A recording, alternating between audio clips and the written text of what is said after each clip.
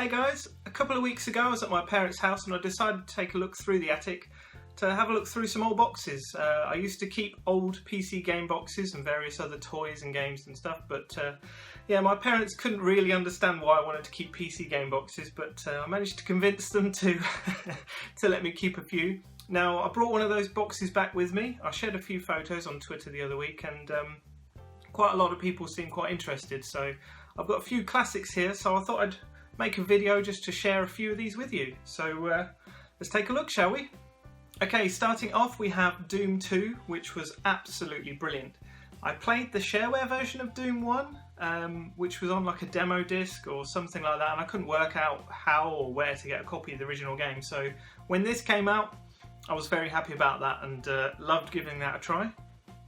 I also have Quake. Here we go, the original Quake. My PC wasn't quite good enough to run Quake 2, I don't think, when that came out a few years later. So I think I had that on the Nintendo 64, was the first I played Quake 2 on, although I may have had it, although it's not here.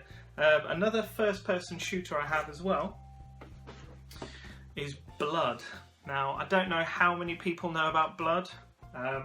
This was a great kind of creepy, funny, very dark kind of first-person shooter, and I think there was Duke Nukem had a cameo in this where you could pitchfork him to death. He was being tortured, and I think there was some sort of comment about him. But yeah, when I saw this, I really, really wanted this. I'm not sure if it was because it was an 18 and Doom was a 15 and Quake, so I just really wanted to see why this had an 18. So yeah, an 18 rating that is, so that was pretty cool. Now, my PC at the time was not brilliant. Well, there's a few PC games from kind of different eras, but when I first started getting into PC gaming, I didn't have a PlayStation 1. I kind of missed out on the whole 32-bit generation when it was out. I had a PC instead and did all my gaming on that. I had a few problems running a few games, one of which was Little Big Adventure, which isn't like the, well, anyway, this is Little Big Adventure 2, and this one worked, this ran. This is a brilliant kind of RPG. You can get it on GOG.com or GOG.com. I think you can get most of these that I'm going to show you today. I think you can get most of them from there. This was a really, really nice game. A great adventure, some good humour again, lovely music, nice settings. I may show some gameplay footage of some of these or some close-ups of the box art or the back of the box when I go through it, so we'll just see. Talking about PlayStation 1 games, Tomb Raider I actually owned on the PC. When this came out, I was extremely excited. I was a big fan of the Indiana Jones films, so exploring and finding artifacts and hunting and going through kind of tombs and caverns and solving puzzles. This was definitely my type of thing. I was a teenager as well when Lara Croft was about, but I was actually more interested in the story and gameplay. There are certain people that probably won't believe me, but yeah, that was the case.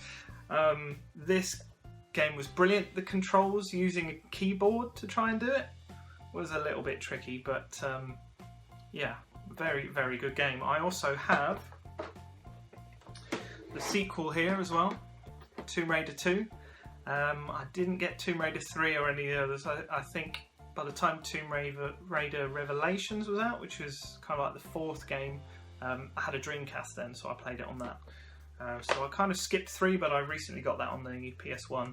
In fact, I've got all the Tomb Raider games now, including Chronicles and stuff like that on PS1, so I'm going to play through those soon. But yeah, Tomb Raider 1 and Tomb Raider 2, which were brilliant games. Again, for the PS1, this croc.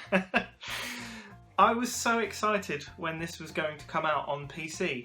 It came out, I think, the day after my birthday, and with the PC then, I was very worried about games not running or working properly. I remember playing this in Toys R Us on a PlayStation 1 and really, really wanting a PlayStation 1, but not kind of understanding how I'd be able to get one. But I knew I had a PC and this game was coming out, and it came out just after my birthday or just on my birthday. and yeah, I had a lot of fun with this. I'm hoping to review it soon.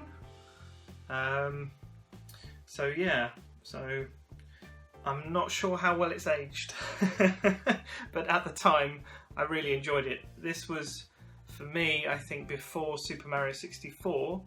I can't remember off the top of my head roughly when the two kind of came out, but I'm sure I played this before Super Mario 64, so measuring expectations, obviously when Super Mario 64 came out, that kind of showed how to do 3D platformers correctly.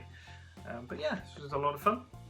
Right, and another game I have is Worms 2.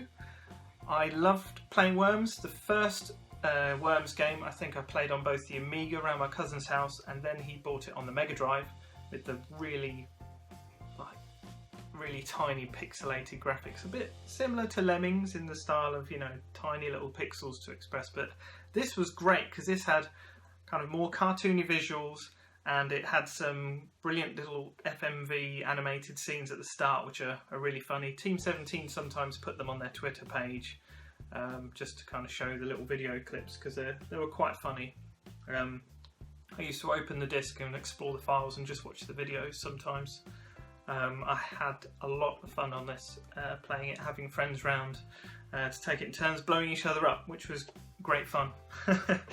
Now, I'm not really doing these in any order, but just because I was talking about friends coming around playing games, one of the ones that we played a lot of was Command & Conquer Tiberian Sun. This was fantastic. I'd played Red Alert 2. I think I have Red Alert 2, although the box isn't here. But I definitely played Command & Conquer, the first one, on PlayStation 1 around a friend's house, and Red Alert as well around a friend's house. And then one time we went round, one of my friends who had a pretty good PC, and he had this game, and this was all we played for months, absolute months. We used to do the skirmishes and stuff and take it in turns playing them. Didn't do any online play with this whatsoever, but had a lot of fun with it nonetheless. Obviously, from my Mega Drive collection, I loved the Mortal Kombat series, and I have Mortal Kombat Trilogy on the PC. Playing this with a keyboard is just a no-go. I had like a Maxis gamepad, which looks like a PlayStation 1 gamepad. It may be somewhere else. I should have prepared better for this video, really, and got that. I'm sure I've got it in another room. But yeah, you could. It was like a PlayStation pad, but white and purple and colourful, purple D-pad, and you could screw something in to make it more like a joystick. That was much easier to play this with. This was brilliant because it had all the characters. You could play as Goro as well, I believe. Yeah, you could play as all the bosses. Later on, when I got a PS1, I got the game on PS1.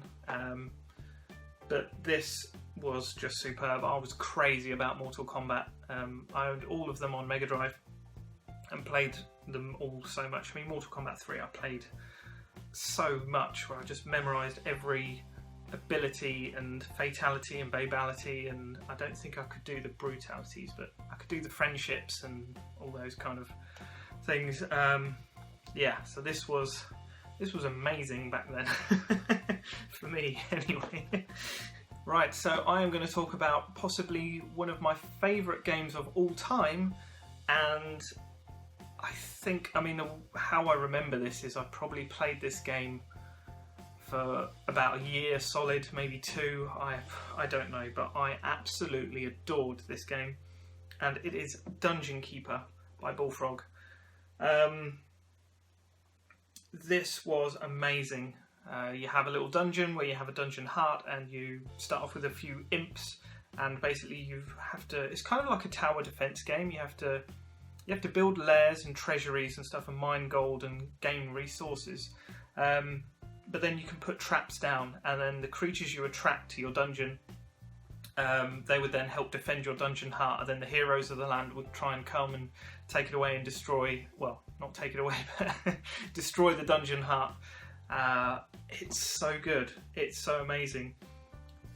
This is kind of like this is the original version, which is heavily pixelated. They did have like an OpenGL mode patch update, so if you get that on GOG.com, you'll have that version, which is slightly improved visuals. But this game was amazing. And I also have the Deeper Dungeons expansion as well. So that is pretty cool. I think you get that as part of the download. Yeah, but wow. That game, I fell in love with Bullfrog with that game. I wanted everything Bullfrog, which is why I got a Theme Park, because I couldn't get Theme Park to run on my PC, but I got it later on the Mega Drive. And I also, one game that a lot of people have requested me to do a review for since my Theme Park video is Theme Hospital, which I also got basically the day it came out. This is hilarious, where you run a hospital. I probably should have explained, I mean, the other games I guess are self-explanatory like Doom, but maybe even this one is. But you run a hospital in a similar kind of tongue-in-cheek way that the Theme Hospital, it was kind of, there's like a little bit of an undertone like messages. There's humour there, but you also have to kind of make money, and you can cut corners and do silly things, and it's brilliant. I love reading the back of these. Detailed SVGA graphics, greatly improved artificial intelligence, over 30 weird diseases to diagnose, including hairyitis, bloaty head and slack tongue. Oh yeah, when they cut the tongue off. I remember hairyitis as well. Oh, it's got the little Elvis characters. But yeah, brilliant game, great fun, and I will review it in the near future, as soon as I can. I have 2 or 3 more just to go through really. Day of the Tentacle, one of my favourite point and click adventures. I played a lot of point and click adventures on the PC. This also has Sam & Max Hit the Road, but I could never get the sound to work on this version. But I managed to get a version with sound later on, so that's much better. Day of the Tentacle, earlier this year they did like a re-release of it. Definitely download it. Definitely play it if you never have. Amazing, amazing, amazing.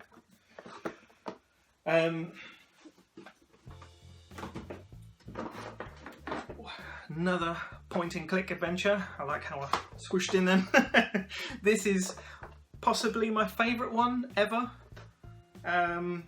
Although it is tough with Day of the Tentacle. But yeah, Curse of Monkey Island, which is the 3rd Monkey Island game, had brilliant animation. The artwork was very kind of Disney-esque, very fluid. The humour, the locations, the music, the puzzles.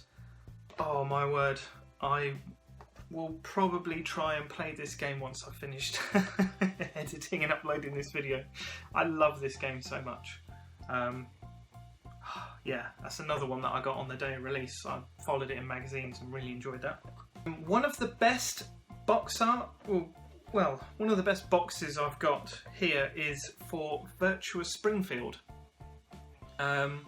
This is kind of like a forgotten Simpsons game. When people talk about Simpsons games, they talk about the arcade ones, well, the arcade one, the ones on Mega Drive and Super Nintendo and the original Nintendo, like But Nightmare and Versus the Space Mutants, and they talk about the wrestling, and then the PlayStation 2 games like Hit and Run. Not many people talk about Virtual Springfield, so I may cover this if it works on the PC. But I love the kind of 3D effect that's on there, because it's got like a curved inner box, and the CD, I won't get it all out now, but it was like a little donut, which was kind of cool as well. So that's great. You get to go around Springfield. It's not really a game as much, it's kind of like a point and click adventure-ish. You kind of get to go around the whole of Springfield, interact with characters, you find baseball cards, but when I found everything and talked to everyone and done everything, there wasn't really an end to it. Not that I can remember anyway, but check that out. That is amazing. Fantastic. I really enjoyed it. If you love Simpsons, it's worth a go. Okay, just briefly, I have Grand Theft Auto, like a budget version of it, and I also have a budget version of Carmageddon, which was brilliant fun. I still haven't got the updated remake that they did. I did want to review it on Xbox One. I probably should have got in touch with them or download it. I might do it at a later date, but that was great fun as well. And just these last two by the same company is Warcraft II, which is one of my favourite strategy games. Warcraft 3, I have some other PC box games somewhere, because I have 3 in the, is it Frozen Throne is the second one, or the add-on for it? Or am I getting confused with World of Warcraft? But I've got boxes for those as well. This was superb, and apparently the Blizzard team are going to re-release this, I think, soon. But yeah, I'll just move some of these boxes for a moment, because this last one is pretty big. This is probably the most impressive box, is a giant Starcraft. There you go, you can kind of see that. The collector's edition. I was surprised. I forgot I had this because the game came in the box inside it, which I have somewhere. There was a t-shirt with it, which I used to wear all the time. That might be at my parents' somewhere, but I'm not sure. I mean, it doesn't even say what the t-shirt size is. Is it just one size fits all? I remember it was a bit big for me, but I used to wear it anyway. One of the cool things that I really want to show you, because it's come up recently, is there's a booklet in here which talks about the Lord of the Clans game that's coming out in spring. Obviously this game has leaked online and people can play it, but I was really excited about this coming out and it never did. So I'll probably do a video on that game as well. I know a lot of kind of, well, everyone's a bigger YouTuber than me, but a lot of the bigger YouTubers have kind of covered it already, but I'm tempted to cover it as well at some point, just for fun. I just need to play it, I just need some time to play it. So that was good. I have the keyring still in there, and a couple of bits. Yeah, it just says Starcraft. So yeah, so there's that. There is just one more thing. I know this video has probably gone on too long, but I thought this would be quite interesting as well. This was the 128-bit Voodoo II engine. Cost £100 with a 16 megabyte PCI bus. This was the 3D card that I bought, and my friend helped me install to play to play some of the games that I've shown you. I didn't know I still had this either. I think I still have my original Windows 95 PC somewhere at my parents' house, obviously, probably at the back of a wardrobe somewhere. And yeah, that is a selection of a load of PC big box games that I have in my collection. A lot of the discs are in a separate box in the back room that I've got here. I've got boxes everywhere at the moment. But yeah, I thought I'd share those with you. I also found loads and loads of old toys. G.I. Joe, there's Mask, I found some Mighty Max stuff. I think there was 1 or 2 Transformers. I sold most of the Transformers. There was loads of like old Marvel toys as well, like a really old Iron Man, and I found so much stuff. Old Pokemon cards. I'm not sure if you want me to do a video of those as well, because this is predominantly a gaming channel, but if you'd like me to do like a one-off just showing you some of the old toys and figures and things I got as well, I'd be more than happy to do that. So let me know in the comments below. Also in the comments below, if you've played any of these games, have any fond memories of them, or if there's any that you would really like me to review. As I said, Theme Hospital is one that I've been asked for a lot, and I really want to do some Monkey Island stuff, because the LucasArts point and click adventures as a whole anyway, I want to cover at some point. They are incredible. But if there's any games there you'd like to see, I'd be more than happy to do a review. So it's always good to kind of let me know what you're interested in. So let me know in the comments below if there's any games you want me to review, any fond memories you have of these awesome games, any that you'd like to know more about. And yeah, I think that's everything for this super long video. Sorry about that, but I hope you enjoyed it. Anyway, let me know, and I'll see you in the next video.